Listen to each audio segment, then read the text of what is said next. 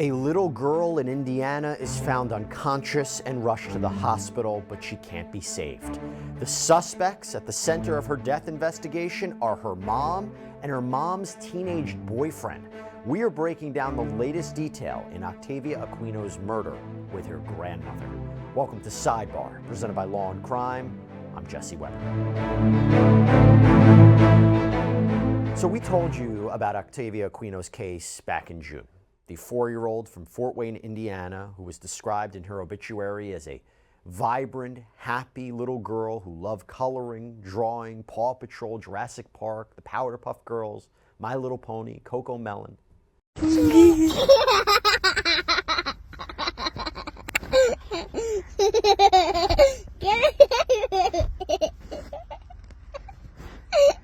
But the little girl's life came to a tragic end on June 14th. She was found unresponsive inside of her mother, Destiny Rhodes' apartment in Evansville, Indiana. A roommate of Destiny's apparently called 911 because Octavia was laying on her back on a mattress. Her lips were blue. She was cold to the touch. And that set into motion a flurry of activity because apparently another roommate went to get Destiny from her job at a McDonald's down the road. EMTs rushed Octavia to a hospital where she showed no signs of brain activity, and she died 2 days later on Father's Day. A few days after we first talked about this case, the coroner confirmed that Octavia died from complications of blunt force trauma to the head and neck. The family made the difficult but brave decision to donate Octavia's organs so that some other people may have a chance at life. An honor walk was held at the hospital as staff prepared for the surgery. Doctors, nurses, technicians, they lined the halls of St. Vincent Hospital in Indiana to show their appreciation for Octavia and her family. And we want to play a little bit of that for you.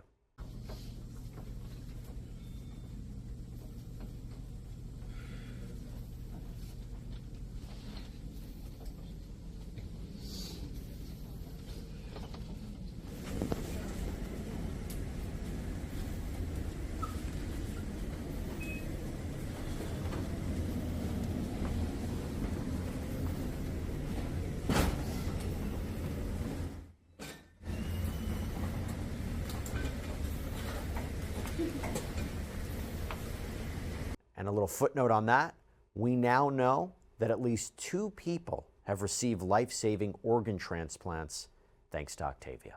Now, since the little girl's death in June, Octavia's grandmother, Linda Alvarez, has been pushing for what's being called Octavia's Law, which would require that all adults who suspect child abuse report it. And we're going to speak with Linda about that in just a moment. But first, here is what we know about the suspects and their progress through the Indiana court system. So Octavia's mom, Destiny, is charged with neglect of a dependent resulting in death, contributing to the delinquency of a minor, where the offense the child commits is murder. And she's also accused of violating a protective order, by the way. Now, the minor she's accused of misleading is 16-year-old Christian Gonzalez. Now, he's the one who's actually charged with murdering Octavia, and his case is going to be tried in adult court. Christian, by the way, was reportedly the boyfriend of 24-year-old Destiny. And according to police, Destiny had actually once helped Christian escape from a youth detention center and run away from a guardian in another occasion. There had been a protective order in place, so Destiny wasn't even supposed to be in contact with Christian, at least that's what the reporting indicates. But the 16-year-old was apparently living with her. Now, Destiny reportedly didn't reveal that to police at first, but later allegedly admitted he was staying there and that he would look after Octavia, even disciplining her, which Destiny described as taking away her iPad or swatting her hand. Christian, to be clear, is not Octavia's birth father. Let's be clear about that. During an interview with police, though, Destiny referred to Christian as if he were a foster child. According to the affidavit of probable cause filed with the court, Destiny was concerned that Christian would be, quote, removed from her. Destiny said that she had tried to get the male to go home several times, but that he was a very manipulative child and she loved him as a son. Since he was a minor and his guardian wasn't able to make it to headquarters, the Evansville police didn't interview Christian at the time he was arrested. However, the police did speak with each of the roommates, sisters Carly and Sydney and a woman named Megan, who were visiting for the week. Lots of people were living in that apartment, which Destiny said she's only been living in for a couple of months at that point. Megan told police that on June 13th, the day before Octavia was found unresponsive, she, quote, came downstairs to find that the victim had concerning marks on her neck. She explained that Alex had been downstairs with the victim and explained to her that their cat had caused the injuries. By the way, Alex is the fake name the roommates were using for Christian before police figured out who exactly he was. This goes on to state, quote, Megan said that these injuries were redness on the victim's left side of the neck, as well as scratching and bruising to the victim's neck. Megan also discovered that the victim had a bite mark on her left arm. Megan said that she took the victim to McDonald's to show her to Destiny. Now, Megan also reportedly told Destiny that Octavia had thrown up. So Destiny comes home, confronts Christian about these injuries, and here's what happens. In fact, Destiny had apparently said that her daughter told her that this guy had bit her and covered her mouth. So to get him to tell the truth, according to this document, Destiny reveals to investigators that she lied to Christian. She told him that there was a camera in the living room when there really wasn't. Now, at that point, Christian allegedly admitted that he had bitten Octavia, but it was Octavia who bit him first. Okay. And Destiny allegedly told him, don't do it again. So Destiny told the officers she went a few places after work, including the park with Octavia. The document states, quote, she stated that while at the park, the victim seemed sleepy at times and not interested in playing.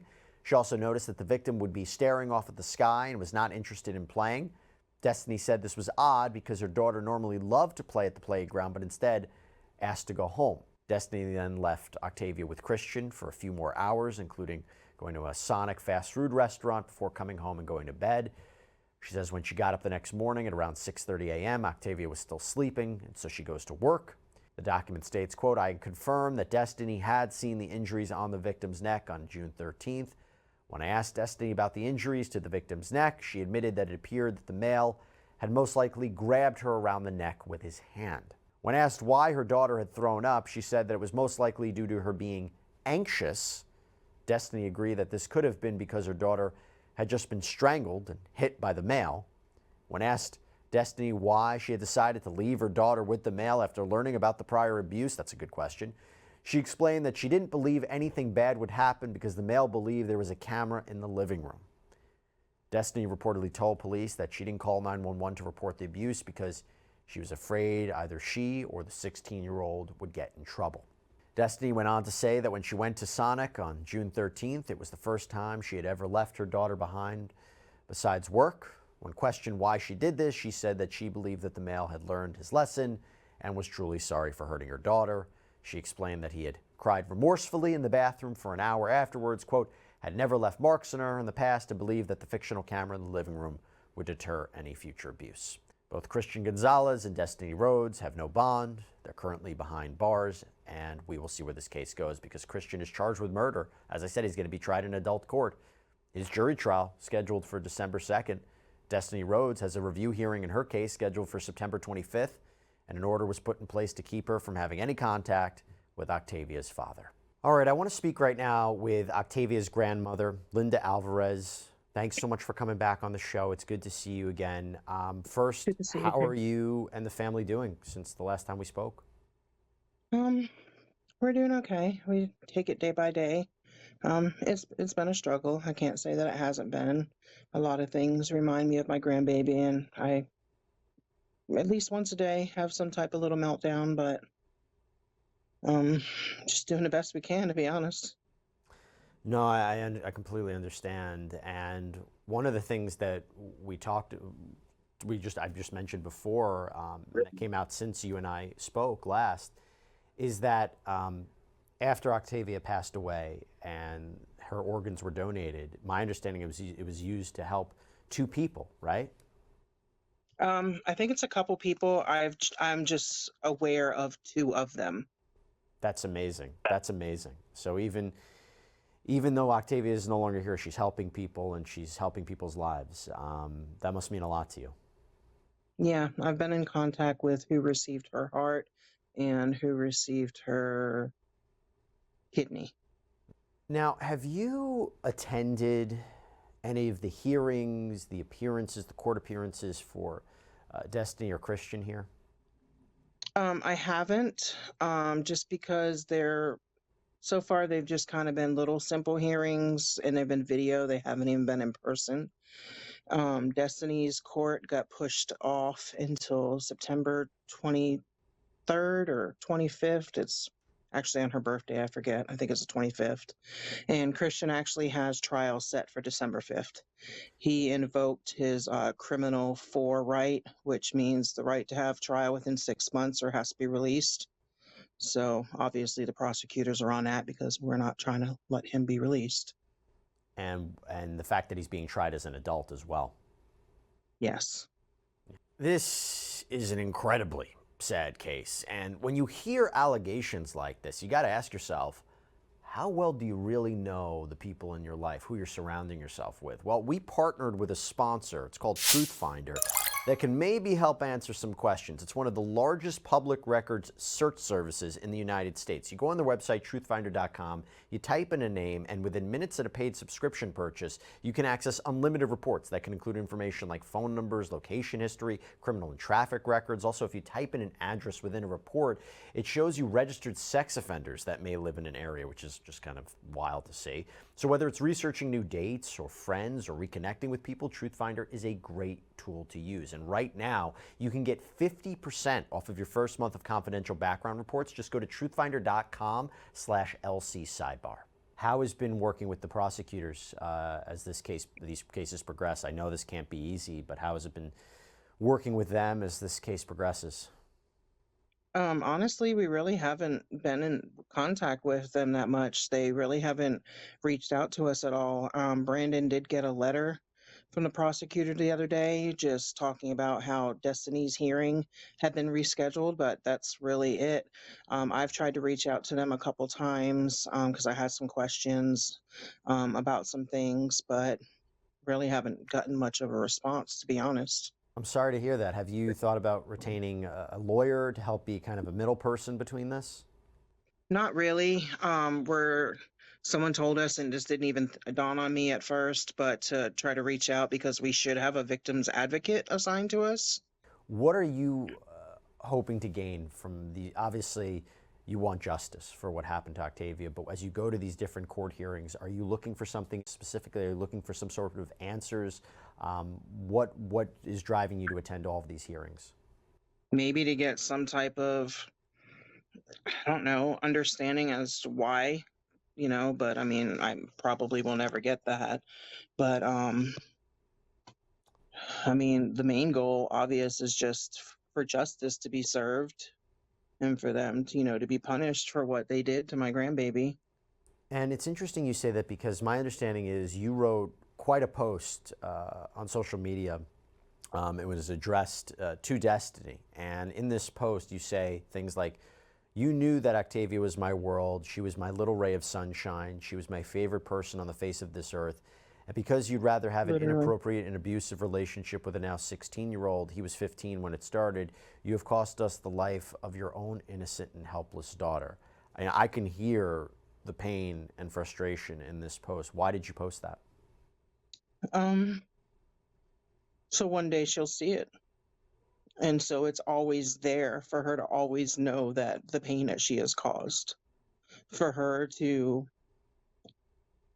hopefully understand one day that the decisions that she made were wrong and that, I mean, it's her fault that Octavia is not here. I've said it before, it might not have been her hands, but it was her actions that caused. I mean, it's her fault. If she would have made better decisions and put her daughter first instead of putting herself first, then Octavia would still be alive. Yeah. And you talk about fault because there's something else that we mentioned and I want you to expand upon. Talk to us about what Octavia's Law is, what it is, what you're hoping to achieve here, and how it's progressing. I'm not aware. I know that like nurses, teachers, social workers and stuff like that are obligated when they see any type of neglect or abuse to report. I've been unaware of just everyday, people or whatever not having any type of law or obligation. I mean, you would think morally you would. And what has compelled me to try to start Octavia's Law is the fact that the two roommates admitted Now, my grandbaby was found that Friday morning before Father's Day. They admitted that Thursday, they had noticed the bite marks on my grandbaby's arms. They admitted that she had multiple bruises around her neck and other parts of her body. They admitted that she would not eat that day and she had thrown up multiple times. They admitted that when they took her to the playground, she did not want to play, which should have been a really big flag because when we ever took my grandbaby to a playground, when it was time to leave, she was like a little tiny toddler psychopath. She did not want to leave. And for her to not want to play at a playground should have been like, hello, something's wrong. And that when they were trying to talk to her, she wouldn't respond and she was constantly just staring off blankly into space. So all these things that you told the police happened in this one day that you noticed, and none of this registered with you to take my grandbaby to the hospital to get checked out or to say something. Like when I got to the hospital, Jesse, my grandbaby, one whole side of her cheek on her right side was black and blue. It looked like someone punched her in the face. Like, I don't understand how you guys just looked at this little girl and just thought, oh, she'll be fine. It makes no sense to me. And why they're not being charged with anything for neglecting to report those things and then admitting that they saw all of it just baffles me. So in other words, I don't Octavia's law would understand. be a criminal law. Like if you don't report Yes. abuse, you would be charged with a crime. What is the status of it? Have you gotten any response from the Indiana legislature? Where is it at right now? I'm still waiting. I have reached out to my local representatives and I did speak with somebody who told me that, he was going to look more into the story. But from what I told him, that it sounded like something that they definitely would want to get moving and that somebody would get back to me this week. So I'm just waiting to hear back. I did start a petition on change.org. I don't know if that helps or not, but it's just something that I was compelled to do to try to get some signatures so I can be like, look, a lot of people want this. And it's new. I did just start it. I wish I would have started it sooner. But, I've just been kind of overwhelmed and grieving. So I just, every day, my mind just goes and thinks of just different things, and I just can't get over being angry. Like every single day I think about these girls and why they're not being charged, and the only thing I can think of is maybe because the prosecutor wants to use them as witnesses. That's the only thing I can come up with, but even still I don't understand, like a misdemeanor or something. Like it's okay that you let my grandbaby die. It doesn't make sense to me. Do you know who they are? I mean, have you had a chance to speak with them? Did you know them beforehand? No, I spoke with one of them on Facebook briefly because she reached out to me wanting to get all of Octavia's things there. And that's the only contact I've had with them. Hmm. And with the petition that you started on change.org, what has been the response been like? How many people have signed on? How many people have supported you? What have people been saying?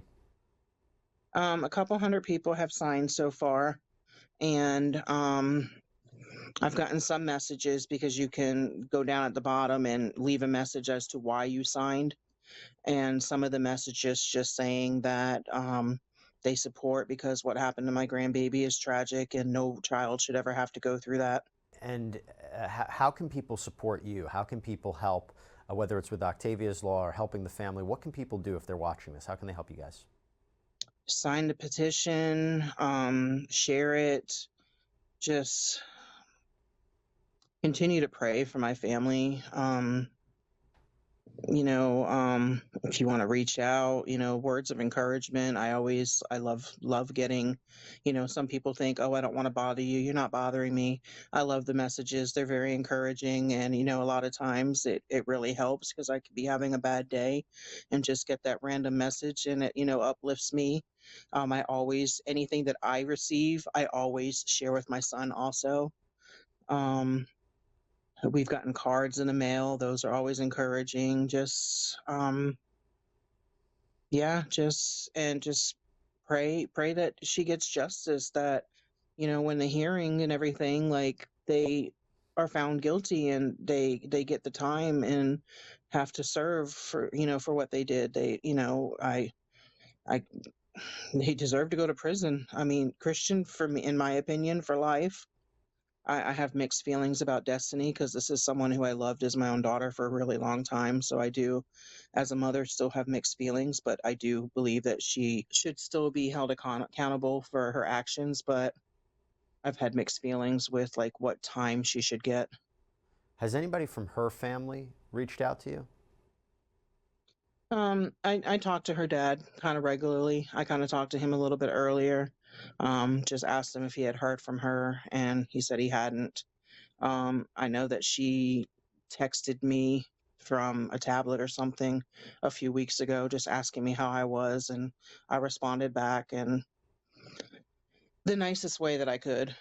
You don't have to obviously share that, but I imagine it was maybe a little consistent with the post that you wrote. I tried not to be horrible, because I know that unfortunately she's been on suicide watch, and I don't want her to die.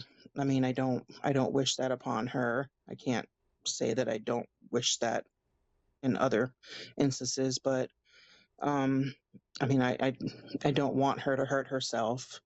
I just want her to accept responsibility for her actions and, get what the consequences are, and then hopefully, live her life later on. But I mean, it hurts me because one of the things that I did mention that I'll share is that I didn't just lose Octavia, I lost her too. Linda, this is an unimaginable situation that you and the family are in, and I imagine that people have been reaching out to you who might have had a similar thing happen to them, or they might say what you're doing with Octavia's Law is needed, and it sounds like it really is, and you're doing incredible work, especially as you're grieving. So here's what I propose. If there's any way we can help, if this law progresses, please keep us in mind. If we can try to help you in any which way, please let us know. Keep us updated. But I'm so happy to hear that people are coming out and reaching out and giving you words of encouragement and support. We're going to keep that up for you. And again, please, I hope people help you in any which way they can. This is an incredible tragedy. Octavia was such a sweet girl. I wish I had the chance to know her, but she was a beautiful, sweet girl. And again, you're doing incredible work. Stay strong as you go through this, and we'll continue to follow it. But again, if there's any way we can help, please let us know. I really appreciate that, Jesse. Thank you so much. And I definitely will keep you posted, shoot a text or whatever once, I learn more and update you. And yeah, absolutely. It's an important law. It's an important law, and it could save a lot of, unfortunately, future Octavias. So hopefully... Yeah, no kids deserve to go through what she, went through, or any type of abuse. Like, I firmly believe that all children should be loved. Loved. No, they should. If you can't love them, then there's somebody else who can. Linda Alvarez, thank you so much. Wishing you the best, and look forward to speaking to you soon. Thank you, Jesse. I appreciate you. I hope you have a good day. You too. All right, everybody, thank you so much for joining us. And as always, please subscribe on Apple Podcasts, Spotify, YouTube, wherever you get your podcasts. I'm Jesse Weber. I'll speak to you next time.